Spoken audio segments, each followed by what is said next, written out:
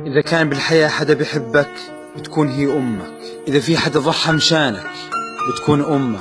كثير يلي بضحوا بأمور ثانوية مشانك، بس إنك تلاقي حدا يضحي بجسمه واسمه وصحته وكل شي بيملكه كرمال إنك توصل بتكون أمك. ومستحيل تحسسك إنها عاملة إشي أو تنتظر مقابل، بالعكس سعادتها بتكتمل بسعادتك، قلبها بيطير بنجاحك، بصحصح بفرحك، تمرض بمرضك. ومستحيل تلاقي طبيب أو دكتور إيده فيها سحر وحنية وعلاج مثل إيد أمك، مثل حضنها، مثل خوفها عليك. بتتكرسح كرمال تطبخ لك وتجلي لك وتنظف لك البيت، وبتروح تشتغل وتقضي على صحتها مشان ما تحتاج. كم مرة أعطتك من تحت لتحت، كم مرة دعمتك مشان ما تخدش رجولتك قدام أبوك، كم مرة دافعت عنك وانت غلطان. مستعدة تعيش العمر كله بلبسة واحدة مشان تكسيك، مستعدة تبرد الليل كله مشان تدفيك.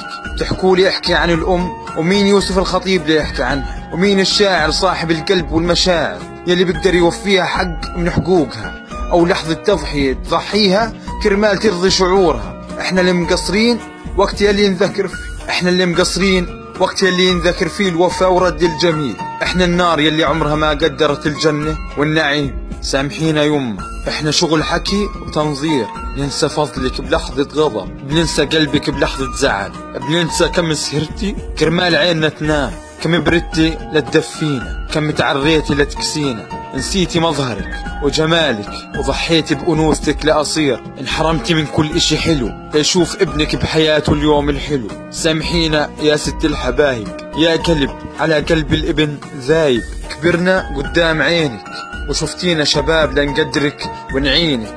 شو بدي احكي لاحكي فيكي، لو اعطيك عمري كله ما بجازيك. ادعي لنا يمه ربي ما يحرمنا من دعواتك. كبرنا قدام عينك وشفتينا شباب لنقدرك ونعينك.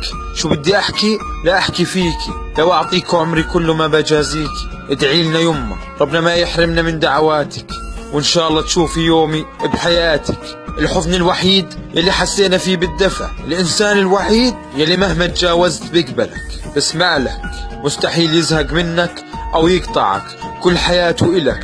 امك ثم امك ثم امك، امك ثم امك ثم امك. دير بالك عليها وجوات عيونك خبيها، لانها نعمة قد ما تدور ما راح تلاقيها. واسأل يلي فقدها بتعرف الدمعة جوا عينه مخبيها. الله يحفظك يا ست الحبايب، ويديم عليك صحتك وعافيتك وقوتك، ويخلينا عون وسند تحت جناحك. انت الأولى والأخيرة، ولا في قبلك حدا ولا راح يكون بعدك بالحب حدا. ارضي علينا كرمال رب السما يرضى. وبعرف انه راح اظل مقصر، بس مع هيك ضلك ادعي لنا انه الله يعيننا عبرك ويرزقنا رضاك كرمال عينك يا ست الحبايب. يا وصية وصانا عليها رب الأنام. يلا سلام.